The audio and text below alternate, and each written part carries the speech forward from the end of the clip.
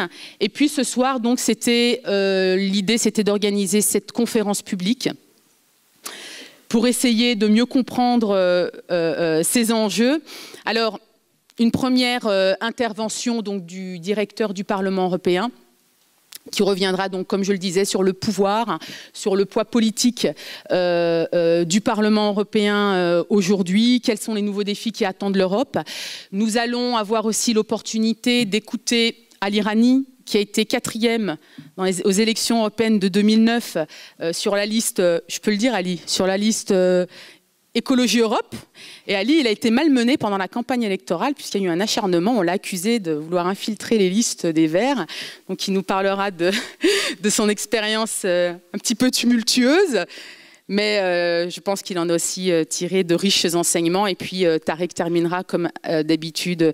Il fera un petit peu une synthèse, une conclusion, puis il parlera un petit peu de la contribution, puis de voir un petit peu comment faire pour que la contribution des musulmans soit entendue dans les débats européens.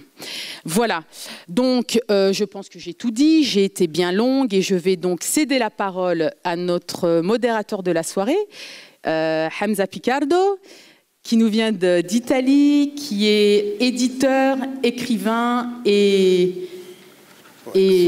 Hamza, oui. Tu es directeur et porte-parole de l'UCOI, c'est ça? Voilà, donc tu expliqueras ce que c'est que l'UCOI. Ouais. Merci à toutes et à tous de votre patience et je vous souhaite une excellente soirée. Salam alaikum wa rahmatullahi wa barakatuh.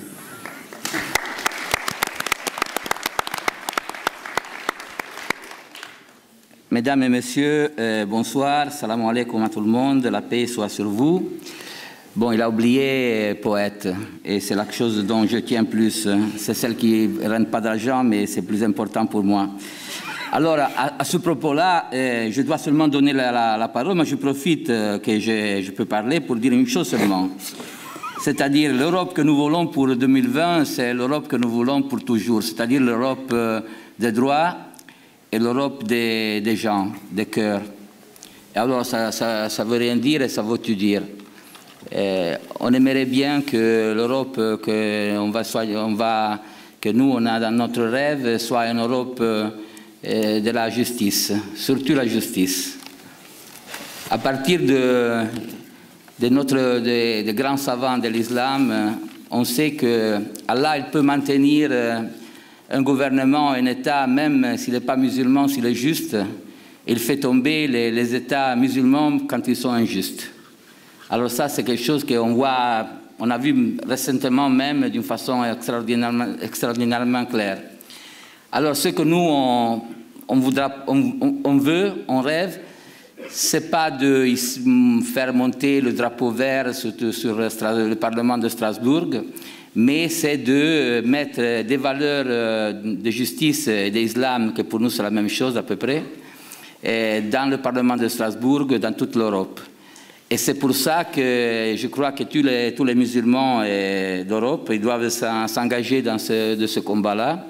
C'est un combat de justice, c'est un combat de paix, et pour lequel il faut faire une guerre très dure, avec nous-mêmes surtout, avec tous ceux qui c'est la politique politicienne, comme vous dites en français. Bon, j'ai dit ça que je voulais dire, et je donne la parole à M. Jean Duccio-Guillot, qui, vous savez, est le directeur et porte-parole du Parlement européen, qui va nous expliquer son interprétation du thème. Merci beaucoup.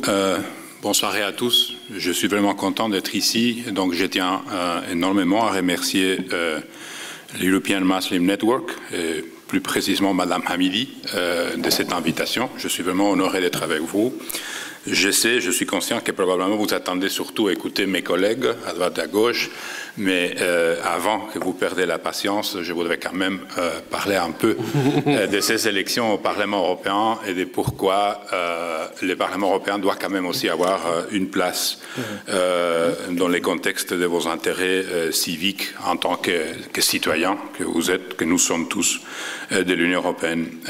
Je ne suis pas un politicien, je ne suis pas un membre d'un parti politique, je ne suis pas un député au Parlement européen. Je suis juste le directeur des médias, des communications de l'institution, et à ce titre, je suis aussi le porte-parole, c'est-à-dire que je peux parler au nom de l'institution, mais toujours sans entrer trop dans les domaines, disons, les plus politiques ou les plus partisans, parce qu'évidemment, ça c'est une place, ou ça c'est un terrain qui est réservé aux députés. Donc je vais essayer d'être plutôt didactique ou pédagogique en espérant de ne pas être ennuyant. Pourquoi je suis là ici, ou pourquoi est-ce qu'on parle des élections au Parlement européen? Pourquoi on va parler aussi du Parlement européen? Parce que les élections vont arriver bientôt, ce sera le 25 mai. Les 22 mai, dans certains pays, les 25 dans la plupart, y compris en Belgique. Ça, c'est peut-être déjà un élément assez intéressant. Ce sont des élections auxquelles, disons, peuvent participer autour de 300 millions parmi les 500 millions de citoyens de l'Union européenne. Donc c'est énorme. C'est beaucoup plus, par exemple, que les élections américaines. Il n'y a qu'un seul pays au monde qui a un parlement démocratique qui représente plus de populations que l'Union européenne, c'est l'Inde. Mais après l'Inde, c'est l'Union européenne, donc c'est nous. Et déjà, ça, c'est un certain exploit en termes de démocratie et en termes surtout, je dirais, de diversité, de cohabitation et de pouvoir vivre et travailler ensemble. La plupart de vous, je pense, vous habitez à Bruxelles, donc vous êtes habitués à voir les institutions européennes, on passe devant, on y va de temps en temps, mais je pense que, comme vous, ou peut-être la plupart des gens n'arrivent pas trop à distinguer entre les différentes institutions, entre qui fait quoi, qui représente et qui et comment ça marche. Et c'est vrai que c'est compliqué, c'est très compliqué. D'ailleurs, je pense que parfois on fait que ce soit compliqué justement pour que les gens aient difficulté à comprendre. Mais vous voyez, quand on parle de la Commission européenne, quand on parle du Conseil, etc., tout ça c'est assez abstrait. Mais quand on dit le Parlement, les gens ouvrent les oreilles. Pourquoi? Parce que les parlements, tout le monde sait qu'est-ce que c'est un parlement. Une commission, ça peut être 40 000 choses différentes. Un conseil, ça peut être nous quatre. Mais quand on dit les parlements ou un parlement, tout le monde sait que c'est l'Assemblée qui représente les citoyens. Et ça, c'est aussi, disons, la spécificité et ce qui fait les parlements européens, je dirais, plus intéressant pour les citoyens que toutes les autres institutions. C'est l'institution qui obtient la légitimité directement des citoyens et qui doit représenter les citoyens, dans les cas d'espèces, 500 millions de citoyens. Et c'est une institution de l'Union européenne. Et nous savons tous aussi qu'est-ce que c'est l'Union européenne, mais à force de la voir présente dans nos vies, nous finissons par oublier un peu d'où ça vient et pourquoi est-ce qu'à un certain moment on a décidé de bâtir cette union par-dessus des États membres. Tout le monde peut se souvenir des origines de l'Union européenne, de ce qui était l'Europe après la Deuxième Guerre mondiale, ou encore plus après 2 guerres mondiales, après 40 années terribles pour l'histoire de l'humanité, mais surtout aussi pour l'histoire du continent européen. Et nous savons tous qu'après cela, il y a eu quand même certaines personnes, certains personnages, ce qu'on appelle les pères de l'Europe, Robert Schuman, Alcide de Gasperi en Italie, Konrad Adenauer en Allemagne, M. Spaak ici en Belgique, qui ont quand même décidé de donner un pas en avant et d'essayer de construire quelque chose qui devrait éviter de continuer cette autodestruction des Européens. Et ça a été un succès, et c'est encore un succès. Quand on critique l'Union européenne, quand on dit c'est la bureaucratie, ça ne marche pas, ça dépense de l'argent, ils se bagarrent tout le temps, faites la comparaison avec ce qui était l'Europe des années 30, du siècle dernier, et dites-moi si est-ce que vous pensez que c'était mieux avant, ou est-ce que peut-être les choses ne vont pas mieux quand même maintenant. Donc, cette Union européenne, c'est un projet politique. C'est un projet politique qui se base sur des valeurs fondamentales. La paix, c'est le premier et le plus important. On l'a oublié parce qu'on l'a obtenu, et comme l'a obtenu, on lui donne plus d'importance.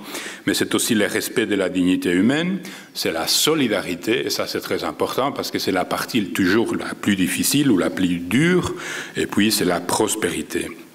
Et ce sont des valeurs qui sont héritées de l'histoire, pas seulement de l'Union européenne, mais de l'histoire de la civilisation. Cependant, ces valeurs ne sont pas des valeurs spécifiquement européennes. Vous allez les retrouver dans différentes régions du monde, et d'ailleurs, vous allez aussi les retrouver dans différentes religions du monde. Donc, c'est une union aussi qui se base sur la diversité. Et donc, voilà, Pourquoi une diversité? Ce sont quand même 28 États membres, donc ce sont des gens qui viennent des 28 pays, et ces pays ne se ressemblent pas tous les uns aux autres. Faites la différence entre le Portugal et la Finlande, entre l'Irlande et la Grèce, entre la Lituanie et les Pays-Bas. Mais quand même, ça marche. Et pourquoi ça marche? Parce qu'on respecte cette diversité, mais parce qu'on construit quelque chose en commun en dessus de cette diversité à travers du dialogue et à travers du compromis. Je pense que ça, ce sont deux mots très importants. Les dialogues, il faut dialoguer, oui, mais après, il faut arriver à des compromis. Il faut que chacun cède un peu de sa raison ou un peu de ses arguments pour arriver à ces compromis. Compromis qui, parfois, sont critiqués dans les médias. Ah, ils arrivent toujours à la fin à des petits compromis dans lesquels tout le monde perd. Non, ce sont normalement des compromis dans lesquels, à la fin, tout le monde y gagne. Personne n'y gagne tout ce qu'il voudrait, mais à la fin, tout le monde y gagne. Et donc, dans ces contextes, il est nécessaire que chaque citoyen de l'Union européenne puisse se sentir représenté. Et pour cela, il n'y a qu'un moyen, et ce moyen, c'est les votes. C'est-à-dire, c'est de participer aux élections européennes.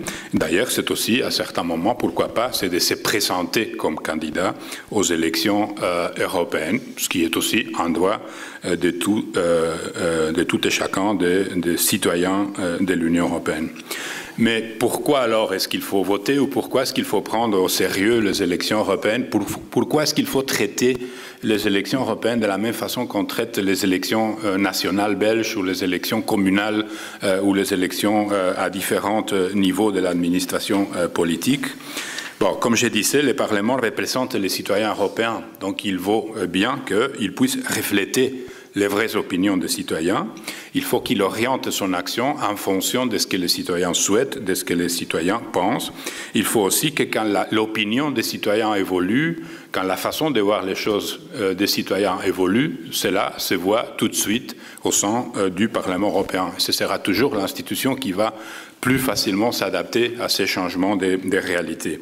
Le Parlement européen n'est pas un organe diplomatique. Les gens qui sont là ne sont pas des diplomates, ne sont pas des fonctionnaires des ministères. Ce sont des gens qui sortent des différents partis politiques et qui sont là parce qu'ils ont un support populaire. S'ils n'avaient pas ce support, ils n'auraient aucun rôle à jouer dans cette institution. C'est aussi l'institution qui offre le plus de liberté d'expression, justement parce que ce n'est pas une institution diplomatique, et à cause de cette diversité, qui est la diversité sur laquelle, après, il faut bâtir ses compromis en matière de politique et chercher toujours l'intérêt général. Dans le monde actuel, les échanges économiques, humains, financiers et d'informations se sont multipliés dans une proportion telle que la structure des États ou des États-nations ne sert plus. Ça sert à certaines politiques, mais ça ne sert plus probablement à beaucoup de sujets ou sur beaucoup de questions qui sont en fait celles qui préoccupent le plus les gens. Je parle du travail, je parle de l'économie, je parle de la monnaie, je parle de la politique sociale, je parle de la politique étrangère, je parle de la coopération avec d'autres pays moins bien lotis. Tout cela, ce sont des choses qu'avant, il y a 100 ans, on pouvait faire à niveau national. Maintenant, si on veut avoir des vrais résultats, il faut les faire, en tout cas en Europe, d'une façon coordonnée, et plus que coordonnée, avec une souveraineté qui soit une souveraineté partagée. Dans ces cadres et dans l'évolution de l'Union européenne, il faut aussi se souvenir et tenir compte du fait que ces élections sont les premières élections européennes qui vont avoir lieu après qu'il est entré en vigueur le traité de Lisbonne. Les gens n'aiment pas qu'on leur parle des traités, donc je ne vais pas trop le faire, mais en tout cas, je voudrais quand même dire que ce sera la première fois où on va élire un Parlement qui a énormément de pouvoirs, qui a beaucoup de compétences, mais qui, en dessus de ses pouvoirs, de ses compétences, a beaucoup de pouvoirs, a beaucoup d'influence politique. Et ce n'est pas une chose, disons, qu'on ne peut pas tester. Si vous regardez un peu tout ce qui a été la législature qui est en train de finir maintenant, et vous prenez le temps de regarder un peu tout ce que le Parlement a fait pendant les 4 ans et demi depuis les élections de 2009, vous allez voir que vous vous trouverez probablement en face du Parlement le plus influent de tous les parlements de l'Europe, beaucoup plus que n'importe quel parlement national. C'est un parlement qui a une autonomie politique qui n'ont pas les parlements nationaux. Pourquoi? Parce que dans un parlement national, normalement, vous avez une majorité, mais cette majorité est la même majorité du gouvernement. Donc le Parlement doit contrôler le gouvernement, mais quelque part, il y a aussi le gouvernement qui contrôle le Parlement, puisque en dessus, les partis politiques, disons, sont les mêmes. Et s'ils ne sont pas les mêmes, il n'y a pas la même majorité, ce qui se passe, c'est que le gouvernement va tomber.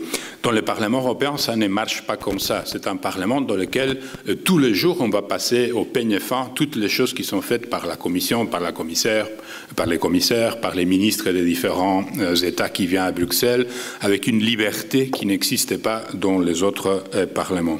Et cela se voit par exemple en ce qui s'est passé ces derniers jours, quand le Parlement européen a décidé à adopter le budget que l'Union européenne va avoir pour les prochains 7 ans. Combien d'argent et à quoi est-ce qu'on va consacrer, comment est-ce qu'on va utiliser cet argent.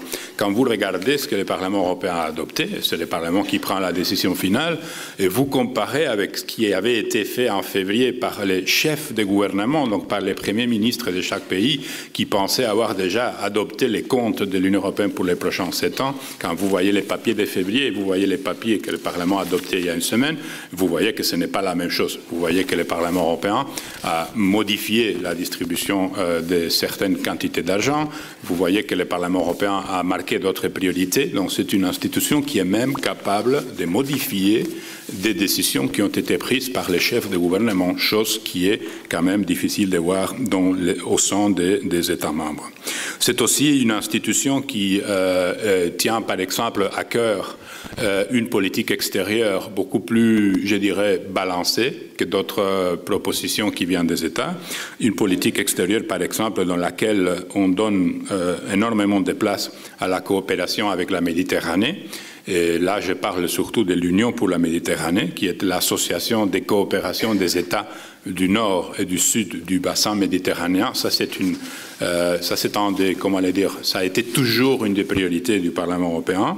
Elle continuera à l'être ou à pas l'être en fonction des majorités qui seront les majorités de l'institution après les élections européennes. C'est aussi un Parlement qui donne beaucoup d'importance à la politique de voisinage.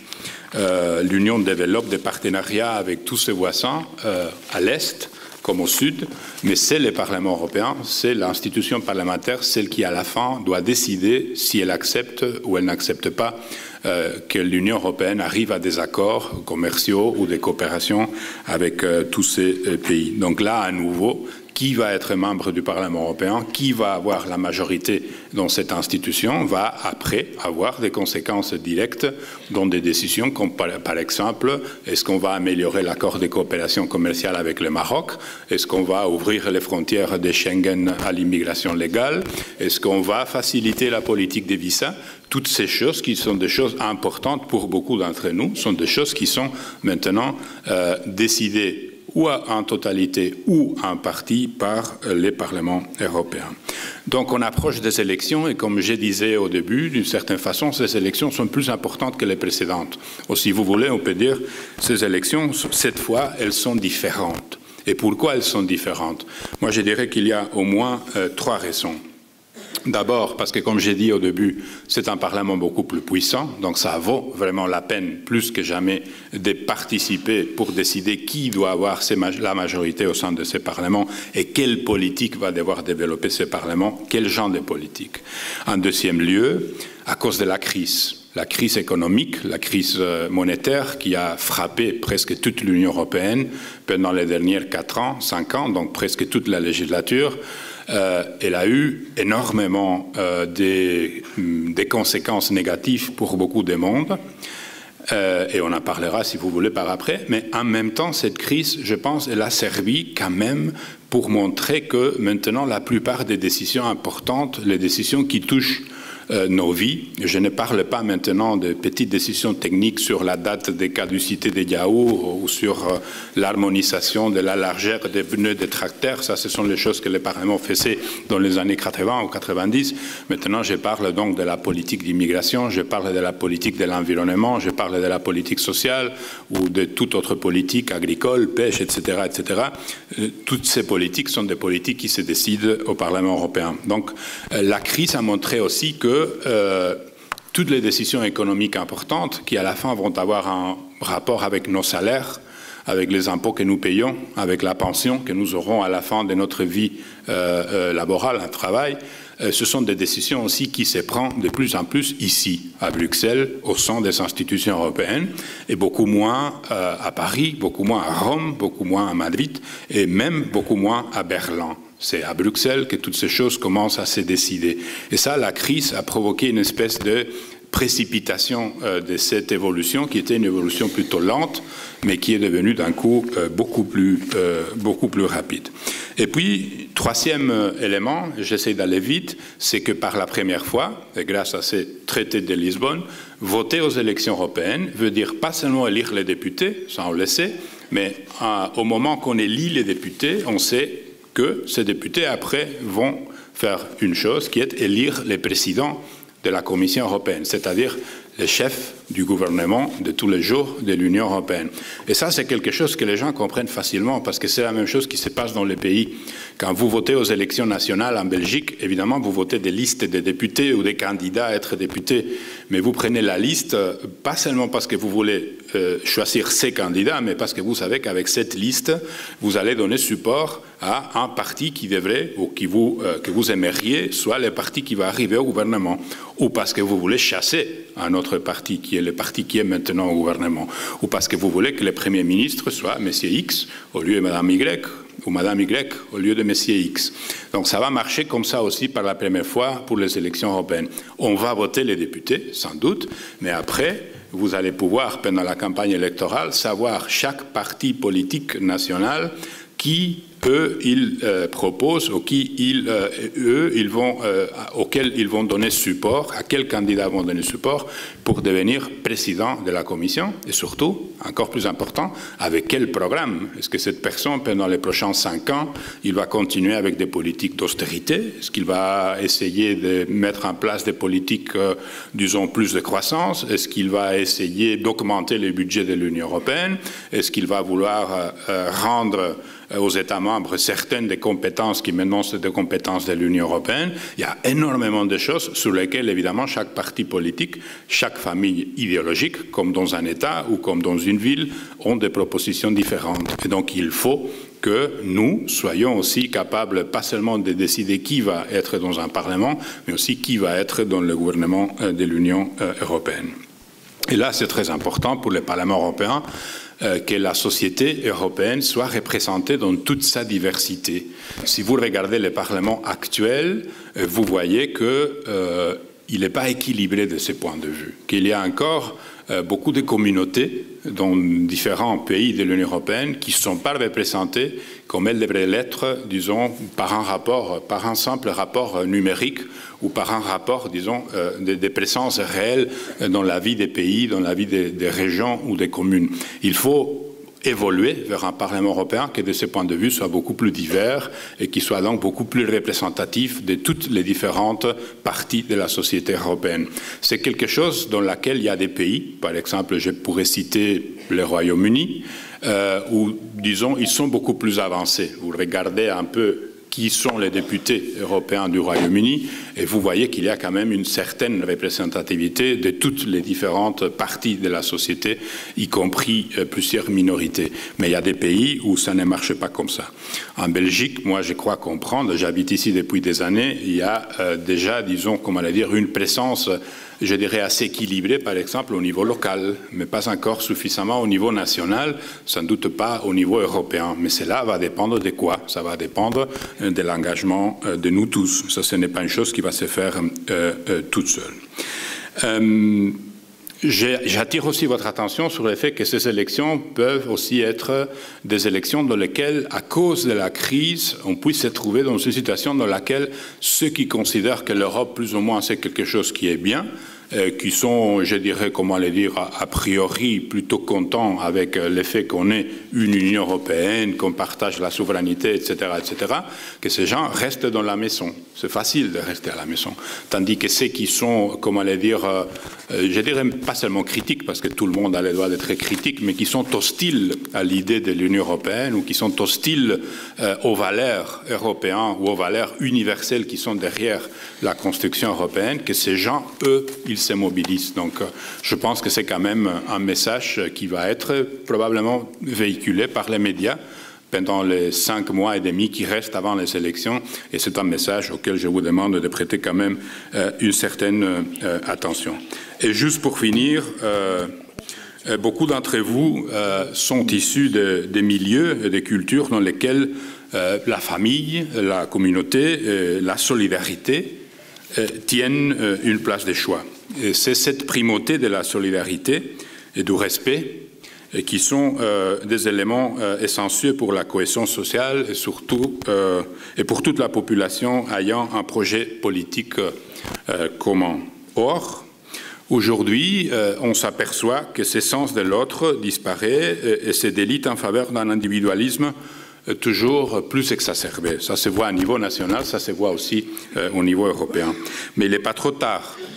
En vous engageant pour ces valeurs à niveau local, à niveau national, ou sans doute, pourquoi pas, au niveau européen, vous avez un rôle à jouer dans la définition de la spécificité de la société européenne. Vous devez en quelque sorte être les ponts entre les sociétés que vous connaissez les mieux, pas seulement la société belge ou la société européenne. Dans la culture musulmane, la vie religieuse occupe une grande place dans l'espace public. En Europe, vous le savez, vous êtes des citoyens européens, la place de la religion dans l'espace public fait débat. Et vous pouvez enrichir les débats par votre participation, par votre vécu. Et cela est nécessaire afin de trouver un nouveau paradigme qui soit dans le respect de chaque citoyen. Je pourrais citer d'autres éléments dans lesquels je pense que vous avez des apports spécifiques à faire et il ne faut surtout pas que ces apports se perdent. Je pourrais parler de la façon dans laquelle on comprend le monde des finances. Ça, c'est quelque chose qui, pour nous, maintenant, est très important parce que vous savez que si, en grande partie, on a vécu cette énorme crise économique, c'était surtout à cause d'un mauvais fonctionnement, ou je dirais d'un fonctionnement absolument pas éthique du monde des finances.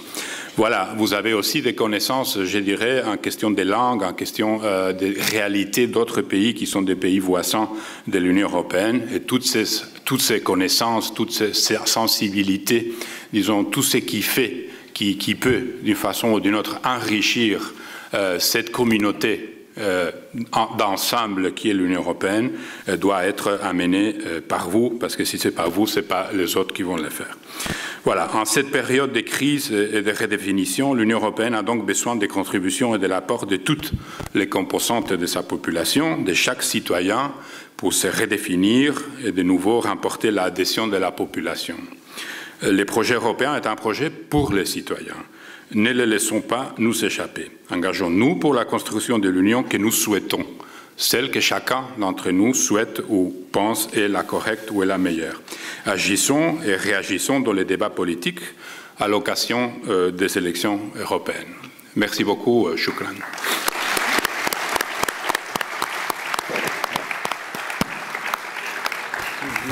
Merci beaucoup à M. Jaume. Et je crois qu'un des points plus importants de son discours, pour ce qui nous concerne, c'est la question que la représentation minoritaire de notre communauté dans le Parlement européen et dans les décisions, bien sûr, que le Parlement va prendre. Et ça dépend de nous. Ça dépend de ce qu'on va faire pour que cet état des choses il va changer. Alors, l'apport des musulmans, bien sûr, il a cité M. Jaume la question de la finance, c'est très intéressant. Les dégâts de la finance ribaïne, et on l'a vu sur notre vie, la vie de tout le monde. Et nous, on est encore des privilégiés. Il y a beaucoup de gens dans le monde, qui, musulmans ou pas musulmans, qui souffrent ces dégâts d'une façon beaucoup plus dramatique que nous. Alors, c'est une réflexion qu'on doit faire. C'est pas seulement sur la finance, mais sur une nouvelle façon de produire, une nouvelle façon de consommer, une nouvelle façon de vivre dans cette Europe pour nous en sortir. Et bon, l'apport des musulmans, c'est le discours que j'espère il va faire notre frère Ali Rani, qui vit à Roubaix, dans le nord de la France. Il est marié, il a des enfants, il est un éducateur social. Il a participé dans les listes écologistes aux dernières élections européennes. Et il va nous dire pourquoi il ne va pas se présenter une autre fois. Grazie mille. Il y a une place libre. Non, non. Non, je ne suis pas candidat aux prochaines élections, c'est pour ça que voilà. je peux me permettre de parler. Merci Hamza. Merci à vous et enfin, à tout le monde d'être venu ce soir, nous écouter. Moi, je ne veux pas... J'allais dire, mais en entendant ce que je viens d'entendre, ça va changer, ça a un peu chamboulé ce que je voulais vous dire, mais il y a quand même quelque chose de fondamental avant de parler de l'Europe de 2020, parce qu'il s'agit de ça quand même, de faire un peu de prospective ou de faire des propositions dans le prochain mandat, mais en même temps de se projeter dans les 6 ans qui arrivent. Si on m'avait posé la question en 2009, lorsque j'ai été candidat sur la liste Europe Écologie Les Verts dans le nord de la France, personne n'aurait prévu la situation dans laquelle on est. Moi, il y a quand même quelque chose, j'ai un sentiment d'inquiétude pour ces prochaines élections, mais j'y reviendrai à la fin. Mais avant de parler d'élections, il faut quand même parler de sentiment d'appartenance. En tant que citoyen français de confession musulmane, on avait un maire, nous, André Diligent, qui était un Européen convaincu, qui est issu de la social-démocratie chrétienne dans le nord de la France, qui nous disait en ch'ti, mais je ne vais pas vous la faire en ch'ti, je vais vous la faire en français. Quand on a le sentiment d'appartenir à sa ville, à son quartier, là où on vit, là où on est né, là où on a été à l'école, là où on a ses copains, là où on fait du sport, là où on est chez soi en fait, dans son quartier ou dans sa ville. On a le sentiment d'appartenir à une région aussi un petit peu. Puis on a un petit sentiment d'appartenance à son pays, souvent quand on est à l'étranger, bizarrement. Mais on a aussi après un sentiment d'appartenir à une communauté nationale, à une communauté européenne, à une communauté de destin, comme aiment dire certains. Et l'Europe, c'est ça, c'est une communauté de destin parce que, vous l'avez très bien rappelé, elle s'est construite quand même après 2 guerres mondiales. Je veux dire, on est sur le centenaire de la guerre 14-18. Il y a eu 11 ou 12 millions de morts et on n'a pas trouvé tous les corps de cette guerre qui était une guerre, comme toutes les guerres, idiotes. Mais 100 ans après la guerre mondiale, Première Guerre mondiale, 70 ans après la guerre 39-45 et ses massacres en Europe, au cœur de l'Europe, c'est un champ de ruines l'Europe à la fin, au milieu du siècle. Et il y a des hommes qui ont eu un rêve, et ils ont osé un rêve, c'est la construction européenne. Réunir les peuples, c'était, je pense, leur idée. Travailler autour de la paix et vivre en paix. On n'a pas connu la guerre, nous, j'allais dire européens, même si une partie de l'Europe a connu la guerre, mais j'y reviendrai après. Je parlerai quand même de ce massacre qui a eu lieu au cœur de l'Europe il y a 20 ans et une pensée particulière à toutes les victimes du carnage en Bosnie-Herzégovine. C'est ça aussi l'Europe, son impuissance de devoir peser sur ce massacre. Quand on savait, on ne pouvait pas nous dire on ne savait pas. Donc ces grands hommes qui ont fait l'Europe, qui a eu un rêve, on va dire, insensé, c'est fait autour d'un marché commun. Ça a beaucoup été la question du marché commun. En 1957, la construction européenne s'est faite autour de cette question-là, du marché commun, de la reconstruction européenne, mais aussi de la question des frontières.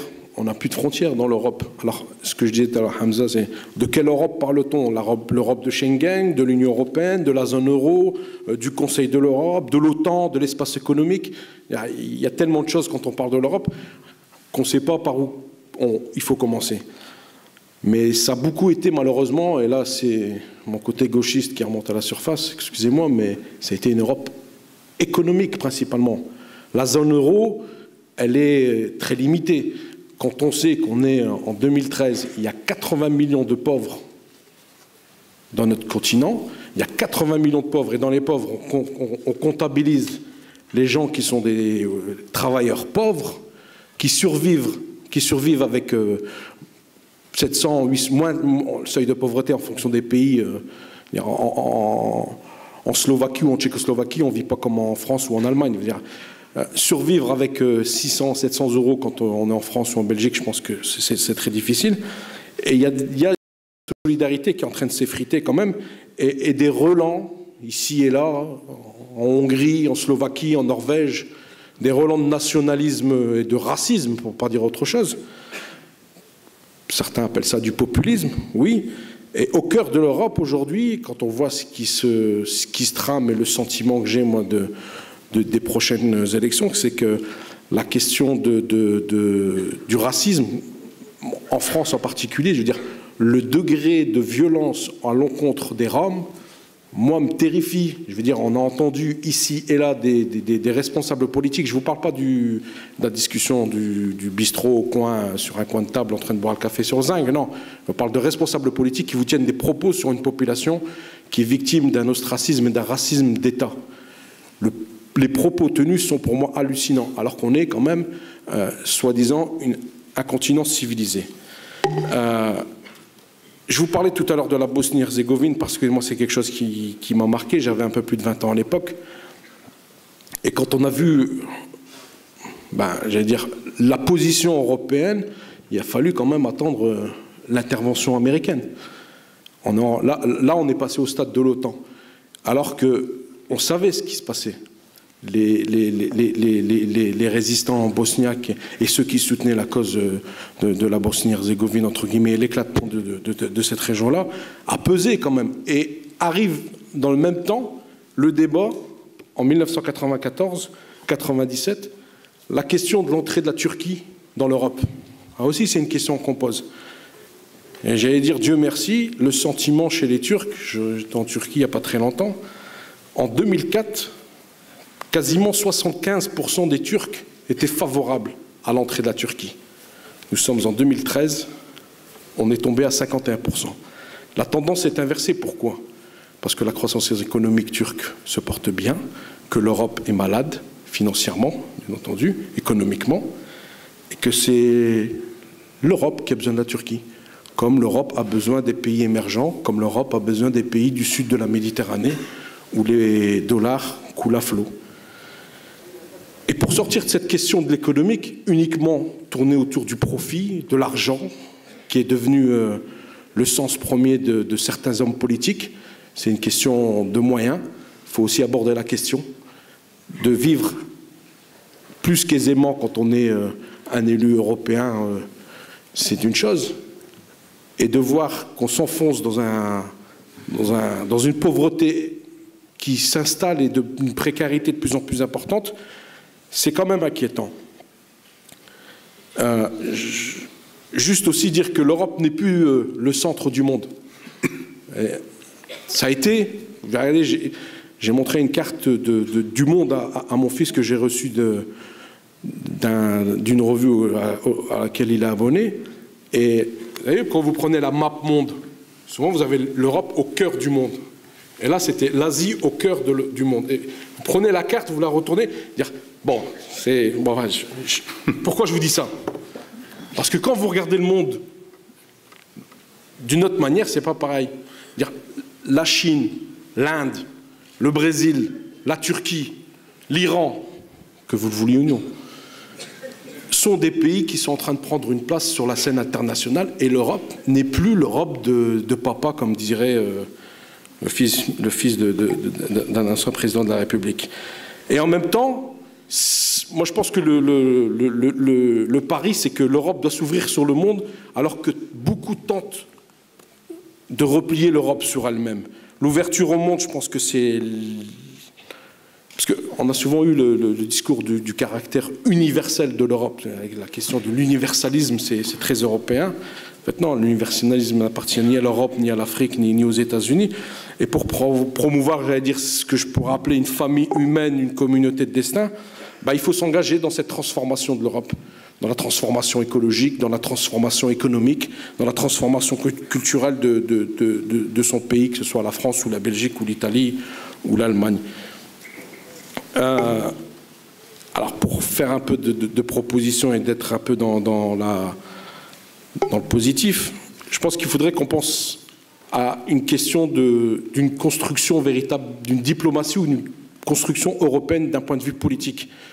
Quand on voit le rôle de l'Europe, de l'Union européenne sur la question palestinienne, qui a pu quand même parfois, avec quelques députés et eux, et je pense particulièrement à une amie qui s'appelle Nicole Kiel-Nielsen, qui est une députée européenne, qui s'est rendue à Gaza juste après le massacre perpétré par l'armée d'occupation israélienne à Gaza, et qui a rendu un rapport au Conseil de l'Europe. Il y a des députés, souvent, et eux, oui, souvent des femmes, qui vont là où personne ne va.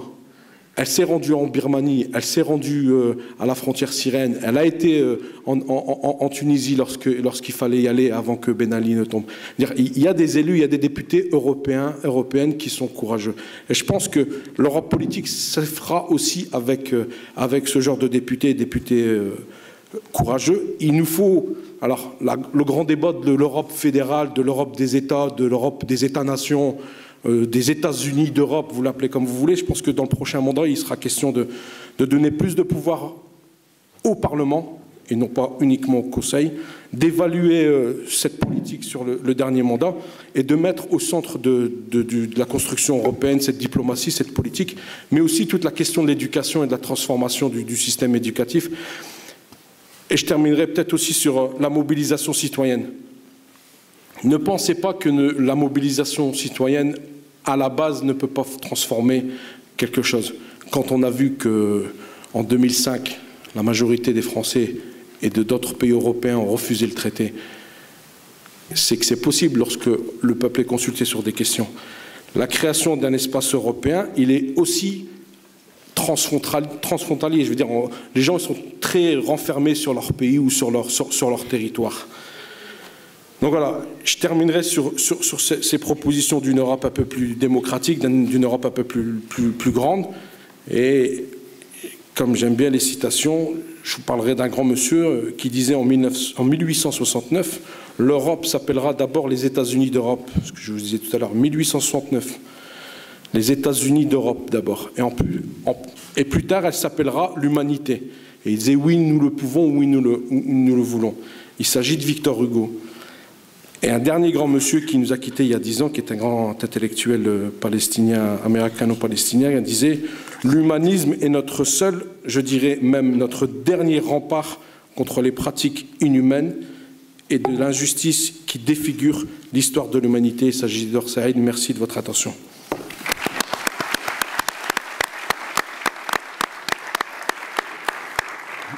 Merci à Ali Erhani. Et maintenant, il va nous parler de sa conception de l'Europe, quelqu'un qui n'est pas dans l'Union européenne et même plus dans la zone euro. Mais quand même, il est dans l'espace économique européen, dans l'espace de Schengen, dans le Conseil d'Europe et dans l'Organisation pour la sécurité et la coopération en Europe. Mais surtout, c'est quelqu'un qui depuis longtemps nous apprend à être musulmans européens. Et de ça, je le remercie publiquement devant tout le monde et toujours dans mon cœur. Tariq Ramadan.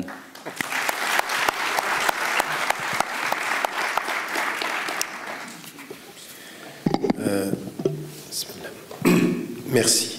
Merci. D'abord, j'aimerais remercier toute l'équipe de European Muslim Network ici à Bruxelles, qui reçoit de nouveau tous les délégués et qui, je ne sais pas si vous le savez, mais chaque année, on a 2 rencontres et une fois sur 2, c'est ici que les rencontres se passent et donc ça demande du travail et nous sommes toujours reçus avec les meilleures des conditions, avec des sujets qui sont comme celui de ce soir liés à notre destin européen. Donc je suis content d'être dans ton cœur, même si tu m'exclus de la géographie.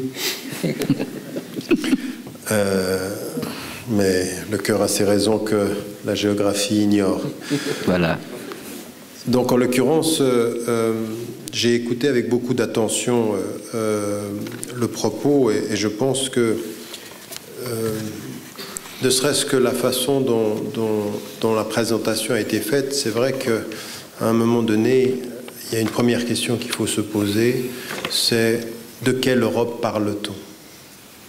Parce qu'effectivement, il y a l'Union européenne, mais l'Union européenne, ça n'est pas uniquement l'union des pays européens occidentaux d'Europe, c'est aussi l'Est de l'Europe, et c'est vrai que s'il y a eu pacification, et c'est vrai, ça c'est un élément, ce que vous avez mis en évidence, c'est capital, c'est-à-dire que malheureusement nous manquons de mémoire, et qu'il y a eu une évolution qui a été extrêmement importante de pacification. La pacification est une chose, la cohérence et l'alliance véritable des intérêts humains avant les intérêts strictement économiques en est une autre, et c'est à ça qu'il faut parvenir. Il y a une deuxième étape. Alors ça, c'est pour ce premier groupe de pays qui ont constitué l'Europe, qui a été une vision, parce qu'à un moment donné, il a fallu aussi dépasser des conflits extrêmement importants, dont celui dont on parle le plus a été le conflit franco-allemand, mais qui n'a pas été que ça, parce qu'en fait l'Allemagne, ça n'était pas simplement face à la France, c'est un peu comme ça que la France le perçoit quand elle parle de cette réussite, mais ça a été véritablement en fait la vraie question du fascisme européen à un moment donné, et de la guerre mondiale, et de ces réalités. Mais effectivement, quand vous allez à l'est de l'Europe, la question du conflit, la question de la triple perception. La perception d'un regard qui est un regard qui n'est pas du tout égalitaire. La perception en Europe de l'Est que l'Est est moins que l'Occident, qu'il a moins de valeur humaine, qu'il a moins de considération, que parfois même dans le discours européen, et moi je l'ai vécu ici, dans cette ville, la façon dont parfois on a un différentiel culturel, la façon dont on regarde des pays qui, parce qu'ils ont moins de poids économique, seraient à considérer moins humainement et culturellement. Et puis effectivement, on a parlé des Balkans. Alors les Balkans, il y a eu le conflit et la réalité de la Bosnie, du conflit croate, serbe, mais c'est pas tout. C'est pas tout, c'est beaucoup plus profond que cela. Allez demander aux citoyens albanais ce qu'ils pensent que l'on pense d'eux à Bruxelles. C'est une vraie question. C'est une question de la perception du sous-développé de l'intérieur. Nous avons des catégories informelles aujourd'hui qui ont peut-être citoyens européens, mais ce n'est pas encore une citoyenneté égalitaire au niveau économique, culturel, et ça, il faut vraiment qu'on en parle. C'est qu'à partir d'un moment, si l'Europe a un projet, c'est de l'Europe, non pas simplement de la pacification vis-à-vis des guerres, mais de l'égalité des êtres vis-à-vis de la citoyenneté. Ça, c'est un vrai défi, et je pense qu'il faut que nous le posions de façon importante, parce que l'Europe ne mourra pas de sa législation. Elle mourra de l'informel de son énonciation. Ce que l'on ne dit pas et que beaucoup sentent, qu'il y a des choses qu'il faut absolument apporter verbalement. Est-ce que nous sommes vraiment dans l'égalité de tous? Est-ce que nous sommes véritablement dans l'égalité des citoyens? Est-ce que c'est une vraie vision de soi, ou est-ce que c'est un suivisme politique quand il s'agit des desiderata d'autres puissances ou économiques? Donc il y a des questions qu'il faut que nous formulions, et vous avez mis en évidence un certain nombre de contributions. Vous avez parlé de la finance, vous avez parlé de valeurs, par exemple, comme celle de la famille. Vous avez mis en évidence également, ça ce sont des choses qui sont capitales, et avec lesquelles je suis d'accord, mais je dirais que ce qui est aussi une des contributions, c'est la verbalisation d'un certain nombre de choses qui sont dans l'ordre de l'informel et qui feront que les populismes peuvent passer au-delà des lois, et nous devons aborder ces questions de façon profonde. Non pas parce qu'il y a notre altérité de l'intérieur, parce que souvent on dit vous êtes des Européens, vous venez majoritairement d'Afrique du Nord, vous apportez la mémoire de la proximité, parce qu'il y avait tout ce projet de la politique de la proximité qui est tellement important. Mais c'est pas, moi je n'aimerais pas que des voix perçues comme minoritaires culturellement soient ceux qui apportent des considérations exotiques à la Constitution. Non, ils doivent venir au centre. C'est les vraies questions. Ces questions, malheureusement, aujourd'hui, elles sont parfois dans l'informel. Donc, j'ai bien entendu et je suis d'accord avec ce que vous avez mis en évidence. On peut se plaindre beaucoup, il faut éviter d'avoir une mentalité d'Européens victimaires, c'est-à-dire toujours les victimes des autres. Finalement, il y a les grandes puissances, il y a les États-Unis, on est ballotté entre les États-Unis et la Chine, et puis finalement l'Europe est une balle de ping-pong. Ça peut être vrai économiquement. Oui. L'Europe est parfois une balle de ping-pong, consciente de l'être. Mais ce n'est pas tout. C'est-à-dire qu'à partir d'un certain moment, ce qui peut m'intéresser, moi, c'est comment ensemble on réussit à développer une double chose, c'est-à-dire le sujet européen, c'est-à-dire le sujet européen, celui qui a la conscience d'avoir des responsabilités et des droits, et puis une vision humaine, parce que ce que disait Hamza au départ est très important. C'est pas rien de parler de l'Europe du cœur, et c'est pas rien de parler de l'Europe de la dignité et de la justice. Et c'est ça être un sujet. Un sujet, c'est pas un être qui a simplement une intelligence, c'est un être qui a une conscience. Et la conscience, qu'est-ce que c'est? C'est la relation profonde entre une intelligence et un cœur. Une intelligence qui sait ses responsabilités et un cœur qui sait son humanité. Et c'est avec ça qu'il faut réconcilier l'Europe. Moi, ma résistance à la bureaucratie, c'est pas simplement l'Europe des citoyens à aller voter. Non, c'est l'Europe du cœur et de la dignité, de la conscience. La réponse à la bureaucratie, c'est la conscience. C'est à partir d'un certain moment de dire arrêtez de brasser du papier, vous gérez des humanités. Vous gérez de l'humain. Et quand on est dans cette perspective-là, les choses changent. Et je vais en mettre quelques éléments en évidence, parce que ce qu'a pu vivre, par exemple, Ali Irani dans son engagement, et je suis, encore une fois, moi je suis très positif et je suis vraiment pour cet engagement-là. Je pense que ce que disait Hamza, et vous l'avez dit aussi, ça dépendra de nous. C'est-à-dire qu'à partir d'un certain moment, un destin se décide, il ne se subit pas, un sujet décide. Et donc il faut faire partie de cette entreprise-là. Pas de façon naïve, pas en pensant que de toute façon il suffit d'être nombreux pour gagner. Non. Le nombre ne fait pas la victoire, on le sait en politique, c'est le nombre et le porte-monnaie. Un peu, quand même. Oui. Le porte-monnaie a quand même ses raisons. Que le nombre... Je ne comprends pas. On va faire dans le Pascal ce soir. Bref, de toute façon, ce que je voulais mettre en évidence, c'est que c'est ces vraies questions-là. Et donc, moi, j'aimerais juste apporter... ou poser des questions, parce que mais encore une fois, comprenez ces questions critiques de façon constructive, parce que c'est ce qui m'intéresse. Je suis suisse de nationalité, je vis en Angleterre dans un pays qui est européen, avec une façon de l'être qui n'est pas entrée dans la zone euro. Enfin, voyez, il faut quand même le faire, quoi. Hein. Pour un Suisse de finir en Angleterre, c'est vraiment avoir un problème avec l'Europe. C'était pas voulu, mais la France en a décidé autrement. Bref, tout ça pour dire que c'est une critique constructive, mais elle se veut profonde, elle est d'autant plus exigeante qu'elle se veut constructive. C'est-à-dire que c'est vraiment qu'il y a quelque chose à faire. À mon sens, le monde aujourd'hui a besoin d'une Europe de sujet, au sens d'une Europe de conscience. Mais pas simplement parce qu'on est européen, puis il faut qu'on trouve notre place sur la Terre. Non, parce qu'il y a des vrais enjeux. Par rapport aux États-Unis, par rapport à la Chine, par rapport à l'Afrique, par rapport à l'Asie, par rapport à l'Amérique du Sud. C'est pas le centre. Non, il y a un déplacement aujourd'hui en termes de relations internationales vers l'Est. C'est une évidence, tout le monde le sait.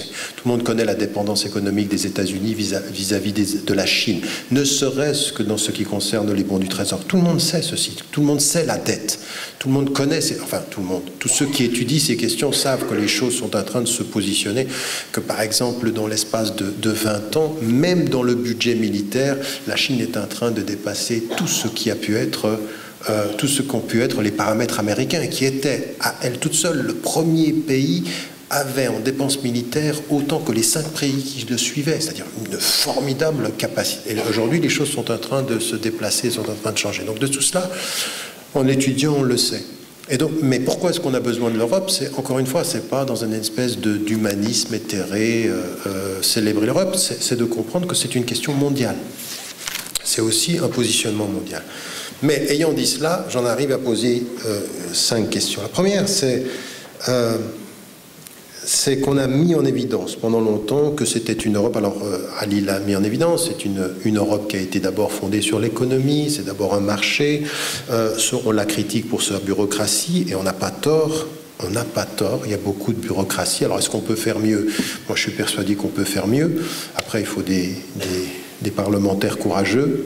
On peut faire mieux aussi de ce point de vue-là, je dirais. Et puis il y a une vraie question de la culture, et puis il y a une vraie crise de la culture européenne aujourd'hui. On ne sait pas très bien ce que ça veut dire quand on dit on est de culture européenne. On ne sait pas très bien ce que ça veut dire. Parce que être de culture européenne par rapport à ce que nous vient de culture aujourd'hui américaine ou américanisée, de quoi parle-t-on? Et moi je suis persuadé que pourtant il y a quelque chose de spécifique au destin européen. Et que même si on ne sait plus ce que c'est, il faut le revendiquer et produire quelque chose qui soit alternatif. Donc pour moi, ce sont des questions qui sont importantes. Et puis, il y a évidemment la question de la politique étrangère. Si vous posez la question de la politique étrangère, c'est un vieux débat. Mais il n'y a pas de politique étrangère européenne. On n'a pas de cohérence.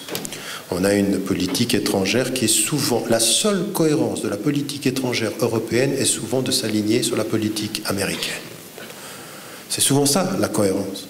Et donc, malheureusement, quelque chose qui soit alternatif, quelque chose qui soit nouveau, n'est pas suffisant. Alors, encore une fois, vous comprendrez qu'en l'espace de 1/4 d'heure ou 20 minutes d'intervention, on n'a pas le temps d'aller dans toutes les nuances que j'aimerais pouvoir apporter, mais ce sont des grandes questions qu'on pose. Ou en tout cas des grandes critiques que l'on fait. Maintenant, ma première question, c'est sur la question politique. Et sur cette question politique, l'Europe est en danger. Pour 2 raisons. La première des choses, c'est qu'on a, vous le disiez tout à l'heure, on avait une discussion en aparté tout à l'heure, il y a un vrai problème de... Donc on a une minorité, encore une fois une minorité, vous m'aviez dit, et ça je crois que c'est des choses qui sont importantes à relever, il y a des minorités, l'Europe occidentale a tendance à plus voter que l'Europe de l'Est, et ce qui, quand on les met ensemble, fait passer le vote à moins de 50%. Donc on est dans une réalité d'une participation quand même qui est moins que la majorité sur l'ensemble de l'Europe, un tout petit peu plus que la majorité sur l'Europe occidentale. Mais c'est quand même plus que la majorité, quand on est à 51 ou 52%, c'est quand même encore la moitié qui n'a pas pris conscience de cela. Donc on a un vrai problème de distanciation du citoyen par rapport au projet européen. On ne comprend pas très bien comment ça fonctionne. Et pourquoi ça c'est dangereux ? Parce qu'en fait, plus il y a de distance entre le citoyen au niveau national et les instances européennes, plus les populistes nationalistes gagnent du terrain. En disant, en fait, nous sommes en train de perdre notre souveraineté au profit de l'Europe. Regardez ce qui se passe en France avec le Front National, mais ce n'est pas tout. On a aujourd'hui en Angleterre quelque chose qu'on ne pouvait même pas imaginer au niveau local. C'est-à-dire un parti populiste qui a raflé la mise aux dernières élections et qui a plié tout le monde. En disant, nous sommes en train de perdre notre souveraineté. La distance entre Bruxelles et le citoyen dans les différents pays européens est inversement proportionnelle à la montée des populismes. Et ça, c'est très dangereux. C'est-à-dire un discours populiste, c'est quoi? C'est un discours émotionnel, émotif, et qui va en fait nous faire rentrer en tant qu'Européens dans un cercle vicieux. C'est-à-dire, attention à l'Europe qui nous prend notre souveraineté. Vous voulez le meilleur exemple? On va vous montrer le meilleur exemple, c'est l'immigration. On perd notre souveraineté à la tête et les immigrés nous infiltrent à la base. Cette perception de l'Europe, elle est partout. Et ceux qui tiennent ce discours-là, mon pays, la Suisse, qui enfin, quand même, je veux dire, c'est quand même pas le pays le plus pauvre de l'Europe. Le premier parti, l'UDC, l'Union démocratique du centre, est en train de pratiquement faire en sorte que l'étranger soit, le discours sur l'étranger soit, je ne sais pas si vous pouvez vous rendre compte de la violence que c'est de voir une affiche où vous avez 2 moutons blancs qui mettent à la porte un mouton noir. Et ça, c'est le premier pays, c'est le premier parti de mon pays, où il n'y a pas si longtemps que ça, on entendait ce qu'on entendait sur les Italiens, sur les Espagnols, sur l'immigration interne. Donc on n'en est pas sorti, on répète les choses, et c'est pour ça que quand on n'a pas de mémoire, on répète les mêmes racismes. Nous sommes dans une amplification de ce discours populiste. Mais ça, c'est très grave. C'est très grave. Et là, c'est une responsabilité du projet européen. Ne pas laisser cette distance s'agrandir, car plus elle s'agrandit, la nature a horreur du vide et les populistes aussi. Donc ils prendront ce temps. Et ils sont en train de le faire. Et donc aujourd'hui, on est dans des politiques émotionnelles, des politiques de la peur, des politiques victimaires. C'est exactement le contraire de tout ce que vous avez dit. Une Europe des citoyens versus une Europe des victimes. On est au niveau national. L'autre chose également, c'est toute la question de la bureaucratie, on en a parlé, mais l'autre versant de la bureaucratie, c'est quand même un vrai déficit à la démocratie. Il y a un vrai problème. La crise économique, et ce que l'on a vu avec l'euro, c'est de voir dans certains nombres de pays des élus laisser la place à des technocrates qu'on n'a pas élus. Et quand la crise économique fait qu'on puisse changer, on l'a vu en Italie, on l'a vu en Grèce, et on a vu ce qui est en train de se passer en Espagne ou au Portugal, où on est dans des gestions qui ne sont pas des gestions de démocratie transparente. Donc encore une fois, la mauvaise gestion du fait économique sur le plan européen est en train de produire un déficit de démocratie sur le plan politique.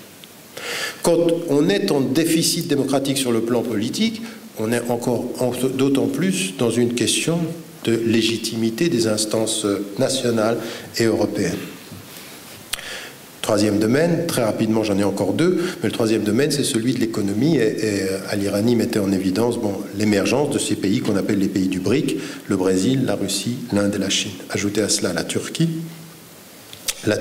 qui aujourd'hui effectivement se tourne d'autant plus vers l'Est que l'Europe ne l'a pas voulu. Mais la Turquie est en train de réussir économiquement. Elle a plus de difficultés sur son projet politique, sur son projet de non-conflit, pas de conflit à la frontière. Maintenant, les choses ont été remises en cause, la Syrie et un certain nombre de positions récentes ont remis ceci en cause.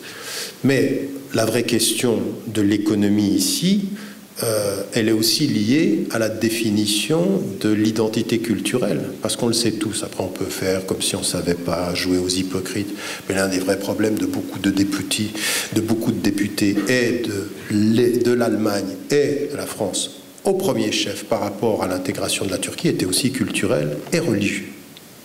C'est-à-dire que l'Europe, c'est d'abord autre chose que l'entrée. Donc, à un moment donné, on a fait un calcul. Est-ce que le rapport économique vaut le danger ou la menace culturelle? Et à un moment donné, on a pensé que non. Maintenant, les choses vont changer. Maintenant, les choses sont changées, et on savait aussi que c'était pas forcément tout à fait gratuit et tout à fait sans arrière-pensée que les États-Unis poussaient pour que la Turquie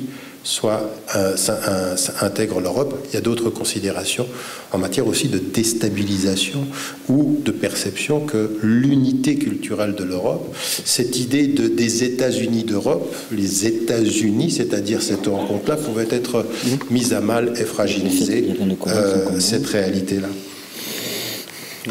Donc cette question des nouveaux acteurs, aujourd'hui, elle met l'Europe dans une situation, on a vraiment l'impression qu'économiquement, quel est le projet? Quel est le projet? Et puis on est dans le suivisme, puis on a des vraies questions à poser. Vous avez vu les récentes réinterventions de la France en Afrique, comme si c'était humanitaire. Seuls ceux qui ne savent rien de l'humanitaire l'y croient encore. Mais il y a des vraies relations économiques. Mais encore une fois, je ne pense pas que tous les politiques soient cyniques au point de ne pas penser qu'il faille protéger les Africains, parce que ce qui est en train de se passer en Afrique est grave. On est effectivement, on ne peut pas à la fois dire vous faites rien quand ça se passe au Rwanda, et puis vous en faites trop quand on intervient. Il faut savoir, de ce point de vue-là, prendre des positions par rapport à ce qui se passe en Afrique. Mais regardez ce qui vient de se passer en Iran, où on nous a parlé de l'arme nucléaire. Je veux dire, arrêtons l'hypocrisie par rapport à l'Iran et l'arme nucléaire. Tout à coup, là, maintenant, ils sont devenus moins dangereux? Non. La réalité, aujourd'hui, c'est que c'est une vraie question économique. C'est que l'Iran est un pôle économique et politique dans la région capitale. Et qu'avant même le début des négociations, on l'apprend dans le New York Times International, on apprend qu'effectivement, des entrepreneurs américains sont déjà partis en Iran pour repenser les accords. Donc on est dans une vraie question économique et pas simplement sur la question du nucléaire, même si c'est une vraie question, mais ça serait bien que l'Europe pose la question vraiment. Moi, j'aimerais bien que l'Europe pose la question du nucléaire en disant pas de nucléaire en Iran, pas de nucléaire en Israël. Mais ça n'arrivera pas. Deux derniers éléments. Je ne sais pas pourquoi vous applaudissez à ce moment-là particulier. C'est comme si vous aviez un parti pris. Bref. Et pas de nucléaire en Suisse non plus. Pardon ? Et pas de nucléaire en Suisse. Il y en a ? Non. Ah bah tu vois.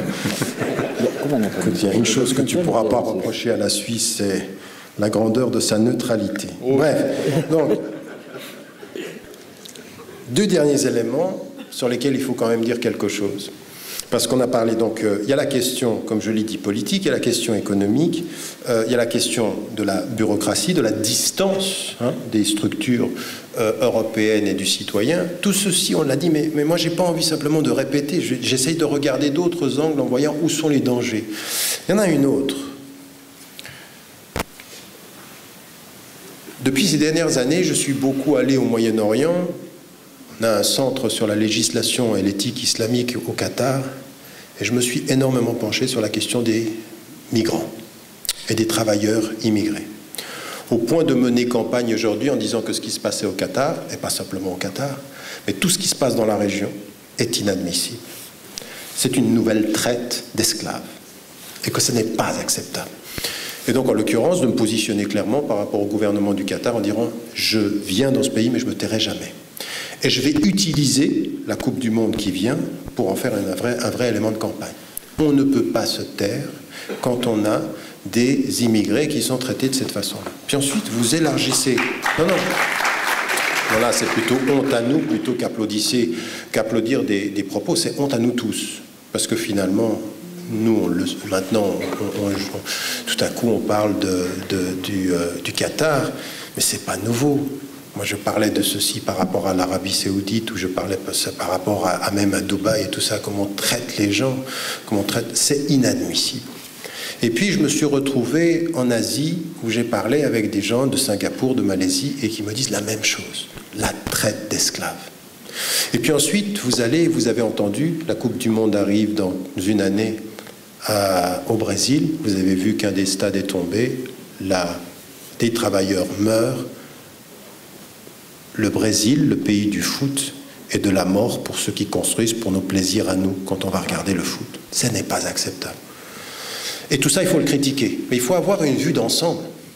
Parce qu'en fait, ce que je me suis aperçu, là maintenant, dans mon centre, on a développé un champ de travail, on va parler d'éthique et de migration.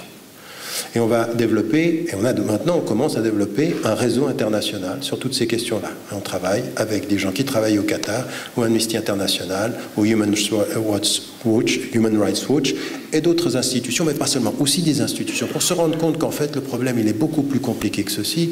Le vrai problème il vient de comment on traite les gens à la base, c'est-à-dire au Sri Lanka, en Inde, au Népal, comment on traite les gens, comment on leur fait signer des contrats que l'on n'applique pas, on les fait venir dans le pays, on leur prend le passeport.